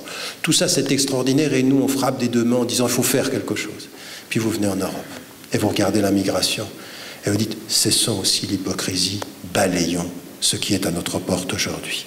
Parce que Lampedusa, quand on a Barroso qui part, qui se fait siffler, mais qui part en disant, je veux dire, avec la dignité d'un homme, moi je ne suis pas d'accord avec la politique européenne sur cette question-là, mais nous avons criminalisé les migrants, certains migrants, ceux qui justement n'ont peut-être rien dans la poche, mais qui sont encore beaucoup plus légitimés à circuler. Quand on voit aujourd'hui que par rapport à des citoyens, on a vu aujourd'hui, je ne sais pas si vous avez entendu qu'à Malte aujourd'hui, pour renflouer les caisses de l'État, un immigré qui apporte avec lui 500 000 euros et qui va entrer dans l'investissement peut se voir donner la citoyenneté européenne. C'est-à-dire la citoyenneté du pays, ça veut dire en fait devenir un citoyen. Je veux dire 500 000, voilà, je l'ai. Quand t'as rien, t'as rien. Quand tu n'as rien, tu peux mourir dans le voyage, ou comme à Lampedusa. Je pense qu'à partir d'un certain moment, il faut qu'on regarde ça, et c'est honteux. C'est honteux ce qui se passe aux frontières du continent. Et le plus important, c'est que toutes les prérogatives qui ont été décidées, c'est-à-dire on peut s'asseoir en disant la Grèce ne fait rien, l'Italie ne fait rien, mais en fait c'est pas l'Italie, eux c'est juste les premiers pays où on arrive. C'est toute la politique européenne qu'il faut questionner, en sachant qu'il ne s'agit pas de criminaliser ceux qui criminalisent, il faut re-questionner notre politique de migration. Parce que là aussi, la politique de proximité, moi quand on m'a parlé de la politique de proximité en Europe, on m'a souvent parlé de la sécurité. C'est comment on sécurise nos frontières. Je suis désolé, on sécurise nos frontières en étant juste avec le pays d'où viennent les gens. C'est-à-dire qu'on commence à travailler sur le pays d'où ils partent, pas simplement à sécuriser nos frontières là où ils arrivent. Ça, c'est une question fondamentale aussi. Il faut que ces questions de migration, elles soient posées. Nous sommes en train de parler ici de questions de droits humains, de dignité, et nous ne sommes pas dignes. Donc moi, si j'ai envie d'amener quelque chose du Sud, c'est ça. Je n'ai pas simplement envie d'amener la langue. Je n'ai pas simplement envie d'amener des traducteurs qui viennent parler aux Tunisiens qui viennent mourir, aux Syriens qui viennent mourir et aux gens qui viennent mourir aux frontières. Ça, c'est pas ça. Il faut plus que ça. Alors, c'est pas de cela dont vous parlez. Là, j'ironise un tout petit peu en disant c'est quand même une autre dignité qu'il faut. Et c'est ça mon problème, c'est que beaucoup d'entre nous qui sommes devenus européens, nous n'avons même pas la mémoire de cette dignité-là. C'est-à-dire avoir des parents qui sont venus en Belgique, qui sont venus en Italie, qui sont venus en France, qui sont venus en Belgique, qui sont venus dans tous ces pays-là et qui sont venus s'installer, qui viennent de là-bas, qui ont vécu des peines terribles pour qu'aujourd'hui, en s'installant, nous regardions même plus ce qu'on fait avec les immigrés, ça, c'est pas possible. Ajoutez à cela la question des Roms et ajoutez à cela quelque chose qui est terrible. Vous avez entendu sans doute parler de tout le débat qu'il y a sur la pénalisation de la question de la prostitution en France. Attendez, et puis alors il y en a certains qui le défendent ou qui sont contre. Mais il y a quand même une chose qui est importante aujourd'hui, c'est que vous avez à l'intérieur de l'Europe l'un des commerces d'esclaves, femmes qui viennent d'Europe de l'Est et qui viennent faire aujourd'hui en Europe occidentale ce qu'on appelle le plus vieux métier du monde, de la façon qui est un esclavage moderne. Ça, c'est nous, c'est notre Europe. Donc à partir d'un certain moment, il faut se réveiller par rapport à cela. Et la dernière question sur laquelle nous devons ouvrir un débat aussi, c'est la question culturelle, c'est la question de la diversité, le vrai pluralisme européen. Et le vrai pluralisme européen, il faut cesser de le chanter, maintenant il faut le vivre. Maintenant il faut le vivre. Moi je suis désolé, quand on voit les lois qui sont en train d'être... Moi je ne sais pas, moi je suis suisse, je me dis mais c'est quoi quel est l'avenir de l'Europe quand un parti réussit à faire en sorte qu'on ne peut pas construire de minarets? Mais quel est l'avenir de l'Europe quand on est en train aujourd'hui de criminaliser ou de rendre pénale la visibilité de la diversité des vêtements? Qu'est-ce que c'est cette Europe-là? De quoi a-t-on peur? Qu'est-ce qu'on est en train de produire? Là, il y a une vraie question culturelle. C'est une espèce d'Europe qui ne se regarde plus en face. C'est une Europe de l'idéal de la classe moyenne blanche et non pas de l'Europe de la réalité, de la diversité des couleurs et des origines et des mémoires. Ça aussi, il faut qu'on en parle parce qu'aujourd'hui, on est en train d'utiliser la loi pour faire ce que, en sympathie, il a été fait avec moi. Tu es de l'Europe, mais pas complètement. Et il y a une catégorie de citoyens aujourd'hui qui sont européens, mais pas complètement. Et c'est là où ce que vous avez dit est très important. Il faut une volonté pour être là où certains n'ont pas envie de nous voir. C'est-à-dire dans des lieux où on discute les questions fondamentales, des lieux de pouvoir, des lieux d'exécution, des lieux de décision, des lieux de concertation, non pas pour prendre le pouvoir, mais pour le partager. Non pas pour le partager pour soi, mais pour le partager pour tous. Puis si on peut le... Il y en a qui pensent que si on peut le prendre, on le prend. Tant que c'est... Et après, il faut les rendre. Pour le rendre. Donc voilà. C'est pas bon. Merci, c'était les 5 points que je voulais mettre en évidence.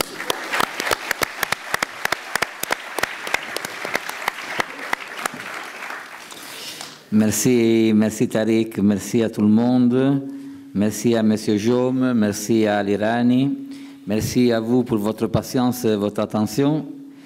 Et j'espère qu'on va sortir de cette salle après ce débat-là avec des idées un peu plus claires et avec une détermination dans notre cœur et dans notre tête de faire ce que c'est possible de faire. On ne sera jamais interrogé de ce qu'on ne peut pas faire, mais pour ce qu'on pouvait faire, on n'a pas fait, on sera interrogé et sera un très dur interrogatoire. Jazakallah khair. Salam alaikum. C'est pas prévu? C'est prévu question? Ah, il y a la question, pardon. Non, parce qu'on était déjà démocratique. Non, on était déjà on est en retard sur le programme. Alors, j'avais peur du Suisse, alors la ponctualité suisse. Alors, j'ai tout fermé vite. Tafadalou, je vous en prie.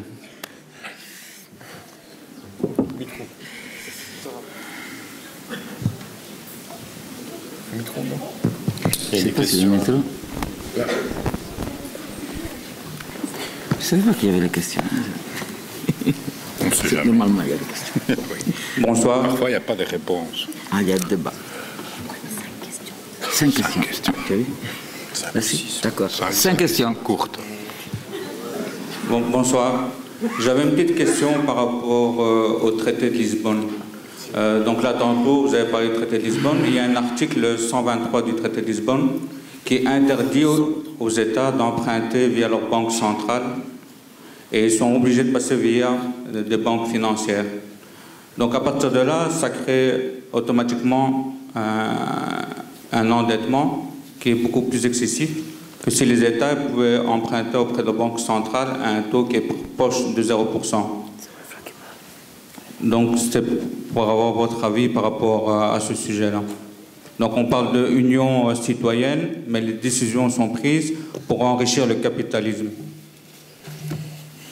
Voilà. On prend toutes les questions, on répond une par une, comment vous voulez, je ne sais pas. Toutes les questions. Oui, on prend la question. Une autre question, je vous en prie. Merci. En fait, j'ai 3 questions. Petites questions. 3 petites questions. En fait, une qui concerne un peu l'institution en tant que Parlement européen. La deuxième concernant la crise économique et ses conséquences. La troisième, la politique extérieure. Sur l'institution, en fait, il y a toujours ce problème, en fait, par rapport au Parlement européen, de l'interférence des parlements nationaux.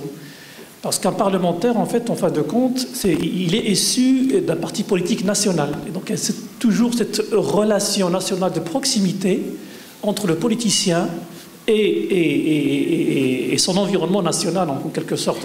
Et là, on a tendance à voir que le Parlement européen est prisonnier encore de parlements nationaux et du contexte national. Et donc, cette perception européenne, l'intérêt européen, est toujours prisonnier, en fait, des parlements nationaux et de l'intérêt national, en quelque sorte. Donc, là, le Parlement n'est pas sorti de cette idée de souveraineté nationale qui est toujours là présente. Ma deuxième question est par rapport à les conséquences un peu de la crise économique qui a un peu généré une différenciation. Différenciation nord-sud, les pays de Dolce Vita, les pays travailleurs, l'austérité, donc évidemment entre austérité et croissance. Et il y a même des gens, même Jacques Delors demandait ça, disait, donc il lui croyait à cette différenciation, laisser des États qui peuvent aller plus loin que d'autres États. Et est-ce que vous pensez que que le Parlement européen pourrait intervenir, ou d'une manière ou d'une autre, à diminuer cette différenciation ou à faire de sorte qu'il n'y ait pas de différence interne. Ça crée des populismes, en quelque sorte. Et puis, je reviens à la politique extérieure, et donc, quel rôle, parce que vous disiez tout à l'heure, vous êtes un très bon communicant, que le Parlement décide de ça, mais le traité de Lisbonne dit que le Parlement co-décide avec le Conseil. Donc il y a toujours des compromis entre le Parlement et le Conseil. Donc il y a des récessions, des choses si on voit l'intérêt économique, le Parlement européen peut surpasser des choses. Donc ce n'est pas 100% une décision du Parlement européen. Et par rapport à la politique extérieure, je rejoins le professeur Tariq en disant que l'absence d'une unité politique de l'Union européenne, ça manque à l'Europe. Monnet disait que si c'était à recommencer, je recommençais par le culturel. Donc est-ce que c'est un truc qui pourrait revenir? Merci.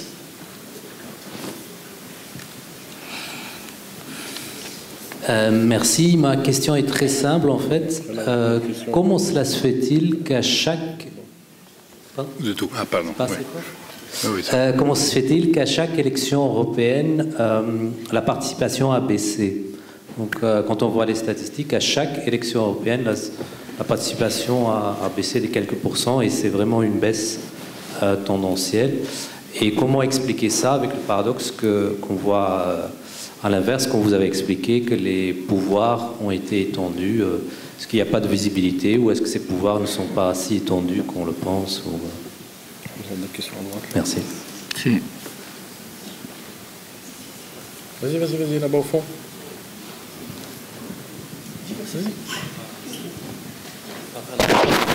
Là-bas au fond, à droite. Ce côté-là. Ça y est. Bonsoir. Bonsoir. Merci pour cet exposé qui est si intéressant. Moi, je voudrais soulever la question du populisme, ce phénomène qu'on le voit de plus en plus, qui prend une ampleur vertigineuse et qui joue sur la peur et le simplisme et qui devient vraiment dangereux. Moi, je pose cette question-là, est-ce que ce n'est pas que les partis politiques traditionnels qui ont préparé le lit de ce phénomène? On le voit avec Marie Le Pen qui est en train de cadenasser l'identité aussi sur la question de l'immigration. Voilà. Merci.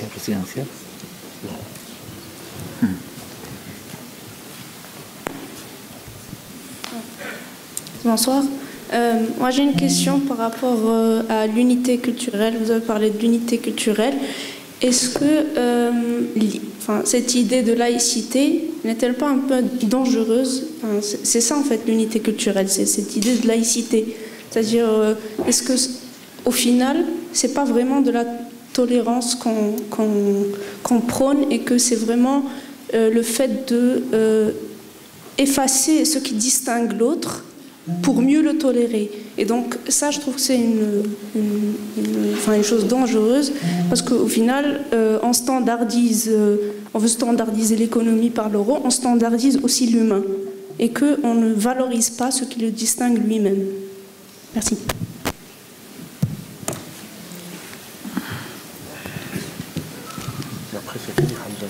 Alors bonsoir. Ma question revient sur la question de distance et de danger de cette distanciation par rapport au populisme.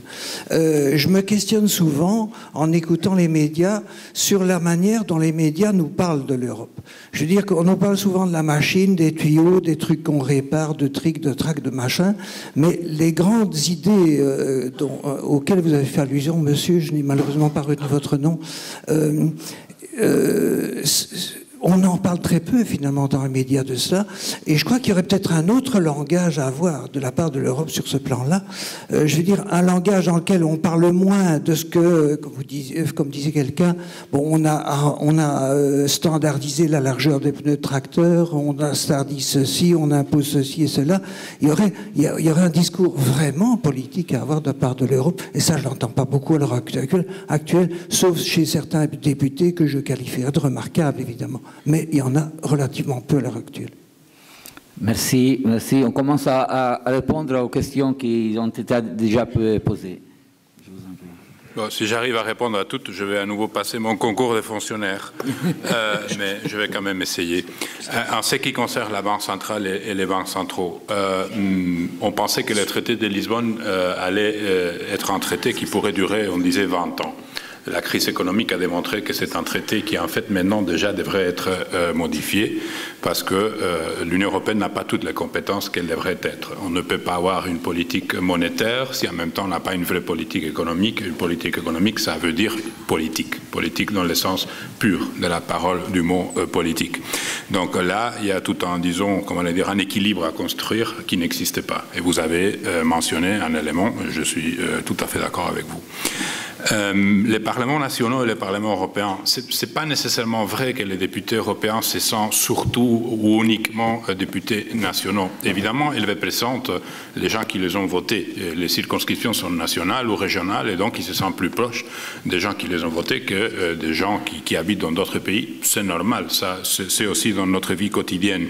Mais si vous regardez par exemple, les députés quand ils arrivent au Parlement européen, ils doivent choisir un groupe politique, pas en fonction de la nationalité, mais en fonction de l'idéologie. Je suis socialiste, je suis démocrate chrétien, je suis vert, je suis libéral, donc je vais aller travailler avec les autres libéraux, verts, socialistes des différents pays. Quand vous regardez les niveaux de discipline interne de ces groupes, de ces familles politiques européennes, quand ils votent en plénière, c'est énorme, c'est 85, presque 90%, ce qui veut dire qu'ils arrivent à se mettre d'accord indépendamment de la nationalité ou de la procédance nationale. Ce qui veut dire que quelque part, ils construisent, en dessus de cette procédance nationale, ils construisent quand même une cohérence européenne, qui est beaucoup plus difficile dans les autres institutions, surtout au Conseil. Les conseils, ce sont les ministres de chaque pays. Il prend l'avion, il décide à Bruxelles, il reprend l'avion et il dort à la maison. Un député européen, c'est quelqu'un qui, quand même, pendant 5 ans, doit vraiment partager les décisions politiques avec des gens qui ont en commun avec lui ou avec elle, pas la nationalité, mais quand même, oui, l'idéologie et donc les projets. Et ça c'est quelque chose qui se construit. Et c'est très intéressant de voir les députés quand ils arrivent au début de la législature, et comment eux-mêmes, ils ont un peu évolué par rapport à la façon dans laquelle ils se regardent face, disons, aux questions européennes, 5 ans plus tard, quand ils se sont habitués à ce phénomène, disons, multiculturel, même d'un point de vue politique. C'est vrai que la crise économique a fracturé beaucoup de choses. Et une de ces choses, c'est la cohésion entre le Nord et le Sud. Mais si vous regardez un peu, pas seulement les textes que le Parlement adopte, c'est-à-dire pas seulement les résolutions, mais les décisions budgétaires que le Parlement prend, quelle est l'institution qui essaye quand même de faire jouer la solidarité? Quelle est l'institution qui encore, aujourd'hui à Bruxelles, essaye quand même qu'il y ait toujours au moins un tiers de l'argent du budget communautaire qui soit de l'argent qui va être redistribué en fonction de la richesse, de la politique de cohésion régionale, de la politique sociale? C'est cette institution. Mais je reviens toujours à la même chose. L'institution, elle va décider en fonction des majorités qui sont dedans. Et les majorités, elles vont être là, ils vont l'être ou pas être en fonction de ce que les gens vont voter. Le Parlement européen, maintenant, est un Parlement, je dirais, en majorité plutôt centre-droit. Il y a 10 ans, c'était plutôt un Parlement centre-gauche. Est-ce que quelqu'un a décrété ça? Non. Ce sont les citoyens qui ont décidé et qui de jouer leurs cartes de cette façon. 2014, on redistribue ces cartes. On va voir qu'est-ce que ça donne. Sur la politique, oui, codécision et décision, deux choses. En effet, sur la plupart des matières, les parlements et les conseils doivent décider ensemble. C'est un peu comme la Chambre et le Sénat. Si vous n'avez pas les deux chambres qui décident ou qui se mettent d'accord, il n'y a pas de loi qui est adoptée. Les parlements représentent les peuples, les citoyens, tandis que ce qu'on appelle les conseils, en fait, c'est un Sénat territorial, c'est-à-dire qu'ils représentent les États, les territoires, et les deux doivent se mettre d'accord. Mais en politique extérieure, la politique extérieure, une partie énorme de la politique extérieure, ce sont les accords d'association, les accords commerciaux, etc. Et là, les derniers mots, là, le Parlement. C'est-à-dire, une fois on a fini les négociations, une fois les conseils a accepté les résultats des négociations, ça arrive au Parlement, et le Parlement, à la fin, c'est lui qui donne le feu vert ou qui ne donne pas le feu vert. Et donc, il y a toujours une décision définitive qui est celle du Parlement européen. J'essaie d'aller vite. Il y a beaucoup de cas qui montrent, par exemple, que quand on veut sortir les cartons rouges, on les sort. Vous connaissez tous probablement Swift. Swift, c'est une société belge. Dans vos cartes bancaires, dans vos comptes bancaires, vous avez un numéro Swift. Qu'est-ce qu'il fait, ce numéro? Ce numéro, il est là parce que ça permet de tracer toutes vos transactions financières. C'est-à-dire qu'à certains moments, l'État, s'il veut savoir ce que vous avez fait avec votre argent, il va le savoir grâce à votre numéro SWIFT. Bon, l'Union européenne, les conseils, la Commission ont négocié avec les États-Unis un traité qui permettait que ces données soient exploitées, utilisées par le gouvernement des États-Unis. Pourquoi? Parce que, évidemment, via les transactions financières, on peut aussi traquer des réseaux terroristes. D'accord? On sait qu'à travers l'argent, on peut savoir aussi un peu qu'est-ce qui se passe de ces points de vue. Le Parlement européen n'a pas voulu adopter ces traités, et donc le traité n'a pas pu entrer en vigueur que une année plus tard, quand le Parlement a obtenu plus de garanties pour les droits, pour la privacité, pour l'intimité des personnes. Donc, même face à la grande puissance des États-Unis, etc., quand le Parlement européen a décidé, ou la majorité, parce que c'était une majorité, d'ailleurs une courte majorité, a décidé de dire non, il a dit non. Sur la participation, et j'espère que mes collègues vont aussi contribuer à cette partie des réponses, c'est vrai que la participation est descendue après 79. Pourquoi? Il y a beaucoup de raisons, et dans chaque pays, la raison est différente. Il n'y a pas une même raison. Comme M. Ramadan a dit, on en discutait tout à l'heure, si vous regardez un peu les taux de participation dans les pays de l'Europe de l'Ouest, ça fait 15 ans qu'elle est plus ou moins les mêmes. Il y a des pays où ça monte, il y a des pays où ça descend, mais à la fin, les chiffres, le pourcentage global, plus ou moins, est le même.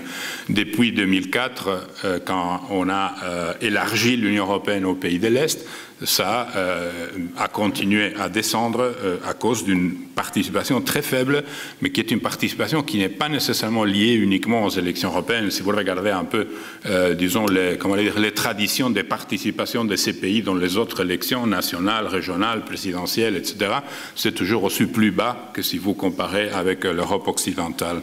Mais je pense que là aussi, il y a une question symbolique. Au début, les gens votaient aux élections européennes parce que l'Europe était une nouveauté et parce qu'on voulait voter pour l'Europe.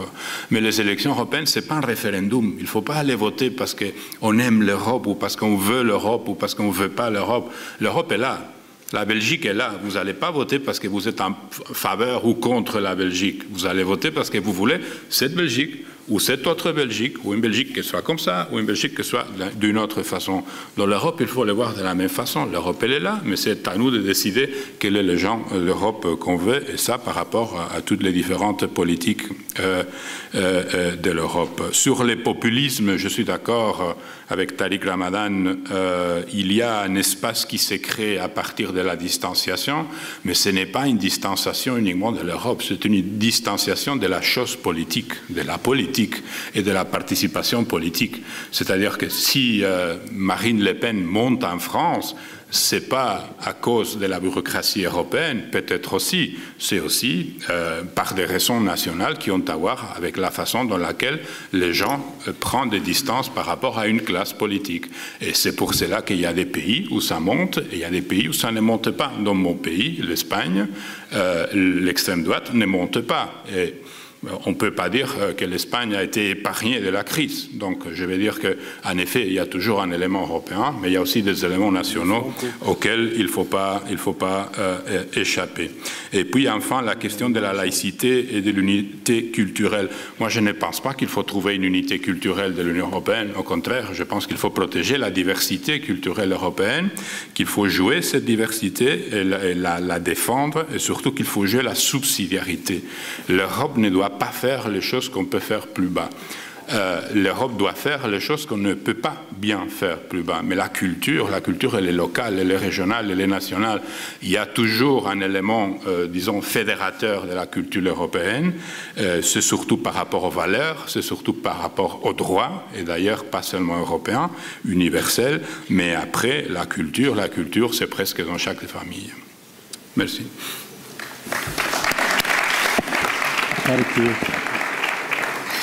Juste un mot à propos de la question du décalage, c'est-à-dire le fait qu'il y a une diminution des gens qui vont voter pour les élections.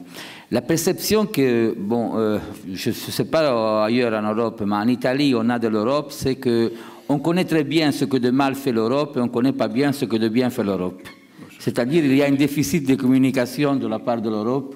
Et je parle au porte-parole, alors c'est juste la personne à laquelle je veux parler. C'est-à-dire que... je dois vous répondre. Oui, je suis assez sceptique, sceptique, comment se dit? Sceptique. C'est-à-dire je ne suis pas contre, mais j'ai beaucoup de réserves sur ce que c'est l'Europe aujourd'hui, au point de vue et l'attitude qu'il a eue face à la crise financière et le fait que l'eurobureaucratie a été otage des pouvoirs forts des banquiers, etc. Alors, bon, ça on le connaît bien, on le vit tous les jours sur notre peau, et c'est même pour ça que beaucoup d'Européennes ils considèrent l'Europe comme quelque chose d'étrange et de très loin d'eux, et ils ne vont pas voter. Alors, peut-être, je suis sûr que l'Europe fait aussi des bonnes choses, il faut qu'elle la communique un peu mieux. Deux choses. D'abord, c'est qui l'Europe? Je veux dire, l'Europe, elle n'existait pas en tant que l'Europe. L'Europe, c'est chaque citoyen, c'est chaque parti politique, c'est chaque parlement dans chaque pays. Je veux dire qu'on peut critiquer l'Europe, mais après, il faut préciser. Et puis, il faut intervenir, il faut décider. Si on n'aime pas ça, alors on veut une autre chose. Je veux dire, je reviens toujours à la même chose. On peut bien sûr être en contre la construction européenne, mais on peut aussi être en faveur de l'Europe, mais pas nécessairement en faveur de cette Europe. Et ça, c'est tout à fait juste, et ça, c'est tout à fait légitime. Moi, j'aime les valeurs européennes, moi, je comprends, ou je crois, ou je suis convaincu que le seul avenir, c'est un avenir fédérateur européen. Cela ne veut pas dire que je sois d'accord avec les choses comme, disons, les choses telles qu'elles sont faites maintenant par la classe politique européenne ou par cette bureaucratie européenne qui en fait n'existe pas de façon autonome, parce que derrière toute bureaucratie, il y a toujours un pouvoir politique, et en Europe, ces pouvoirs politiques ont été aussi élus par les citoyens, donc ça revient toujours au pouvoir des citoyens de modifier les choses, s'ils souhaitent modifier les choses. Mais cela exige parfois sortir de la maison et prendre aussi du compromis. Et par rapport à la communication, vous avez aussi fait mention avant, je n'ai pas répondu. Sincèrement, je ne pense pas que ce soit les institutions européennes qui doivent communiquer. Nous devons faire un travail de facilitation de l'information de ce qui se passe dans les institutions européennes.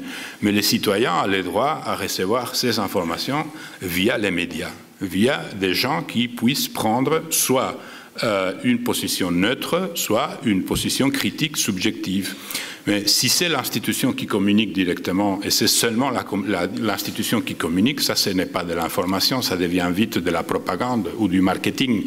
C'est-à-dire que moi je peux raconter comment les choses, disons, doivent fonctionner ou fonctionnent, mais après à un certain moment, ce sont les médias qui doivent venir et vous dire, oui, voilà, le Parlement européen a fait ça à cause de ça et de ça et de ça, ou la Commission européenne a adopté cette décision et pas une autre à cause de ça. Et puis après, vous allez avoir, disons, votre façon de vous positionner par rapport à ces choses, et vous allez décider.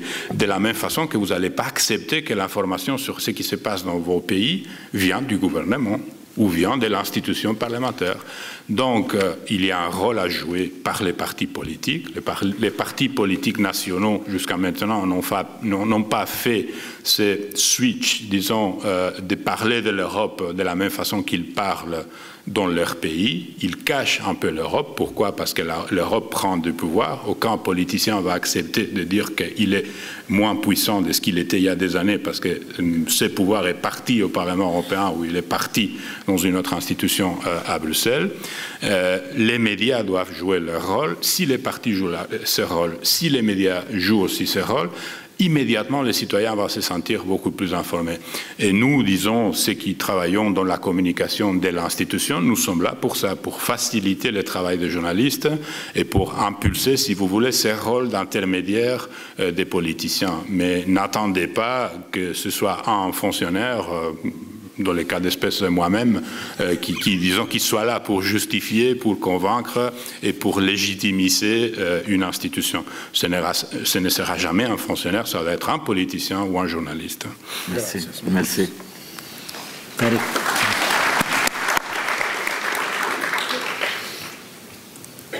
Bien, moi, il y avait deux questions, je pense, qui étaient plus spécifiquement adressées. Il y en avait beaucoup qui étaient par rapport à vous. Il y avait la première question sur le populisme et les partis traditionnels. Alors, ça tombe bien parce que dans votre réponse, il y a deux choses. Dans votre remarque, en fait, c'est pas vraiment une réponse. Il y a une première remarque qui est légitime, je pense que vous avez raison, c'est qu'on ne peut pas faire porter la responsabilité de la montée des populismes dans les pays, au niveau national, à la seule réalité de la bureaucratie européenne. Mais c'est quand même un facteur, c'est-à-dire que ça n'est pas toute l'explication, mais c'est une partie de l'explication, c'est-à-dire que la distance permet ceci. Maintenant, vous mettez en évidence le fait que, par exemple, en Espagne, il n'y a pas de montée de mouvements populistes. Oui et non. Pour une raison. Je pense que ce à quoi nous assistons aujourd'hui, et ça fait référence à une des questions sur les partis traditionnels qui auraient une responsabilité, je ne sais pas, quelqu'un avait posé cette question, la responsabilité des partis traditionnels dans la montée des populismes. Et je pense que, pour avoir été souvent en Espagne, pour avoir beaucoup participé au débat ces dernières années, et auparavant, la position du PPP, c'est-à-dire les thèses qui sont portées par ce parti de droite, pour moi, sont des thèses qui sont, pour beaucoup, des thèses qui ont intégré aux propos de la politique traditionnelle des thèses véritablement populistes, c'est-à-dire la question sur la migration, sur l'étranger, sur la culture. Moi, j'ai eu débattu à plusieurs reprises, et une fois en particulier, c'était tout à fait épique avec l'ancien Premier ministre Aznar, qui était en train de m'expliquer qu'il n'y avait qu'une seule civilisation dans le monde, la civilisation des civilisés. Pas mal. Et donc, je devais comprendre, que tu n'étais pas civilisé. En me regardant droit,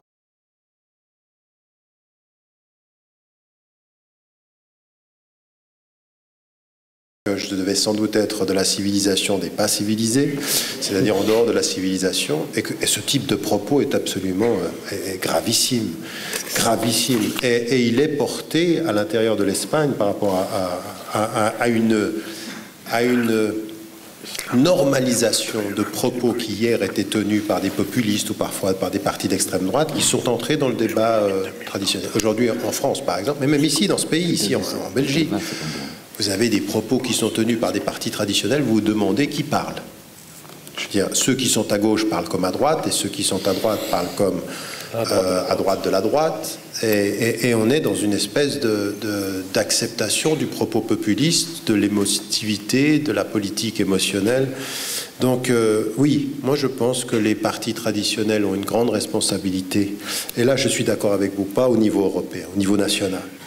Il y a beaucoup de peur, beaucoup de crainte, il y a beaucoup je veux dire, les chiffres le montrent, c'est-à-dire que l'homme qui parle le plus à droite de la gauche, avec des propos qui sont de rejet de l'immigration, de perception des Roms, de la question de l'islam, comme l'est le ministre de l'Intérieur aujourd'hui en France, c'est la première personnalité du gouvernement de gauche. C'est aussi simple que ça. Je veux dire, il faut regarder les choses en face. On est vraiment en face d'une crise.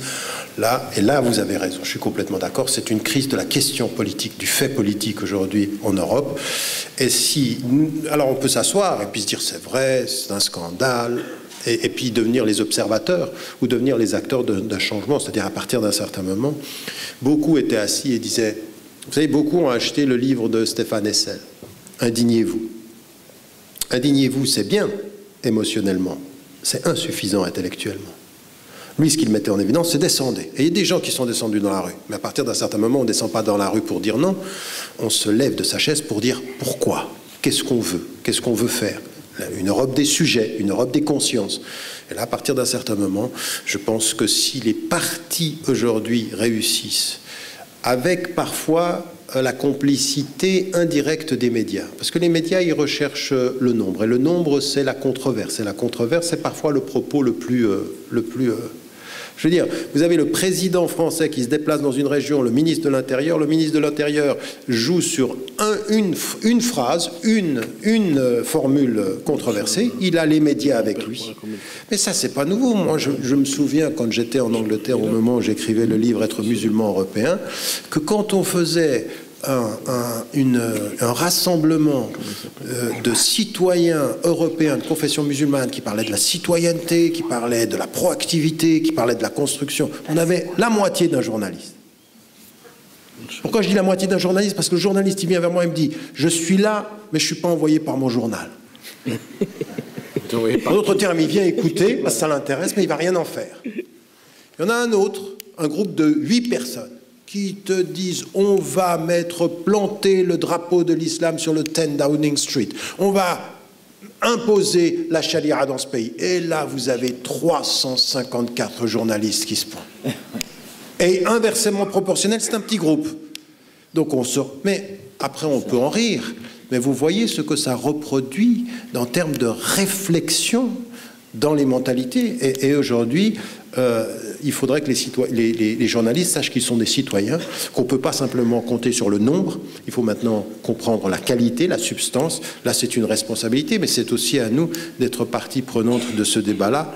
Alors, certains d'entre nous ont considéré que la bataille était perdue. Oui. Et le meilleur moyen de perdre, c'est de penser, je veux dire, pour tous ceux d'entre vous qui ont fait du sport, si vous entrez sur le terrain en pensant que vous allez perdre, c'est perdu.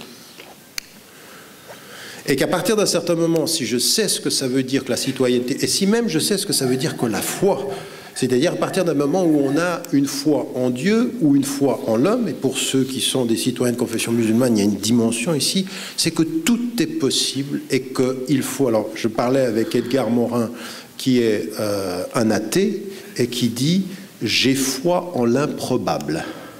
C'est-à-dire, il faut aussi parier sur l'improbable. Et que d'un point de vue musulman, j'ai foi en une force qui peut faire que tout ce que les hommes peuvent imaginer qui ne pourrait ne pas arriver, puisse arriver un jour par la volonté, par l'engagement. Il y a des gens qui changent les sociétés. À partir d'un certain moment, c'est aussi ça qu'il faut développer en nous, c'est-à-dire cette espèce de force intérieure, cette force de la conviction que malgré toutes les adversités, c'est possible.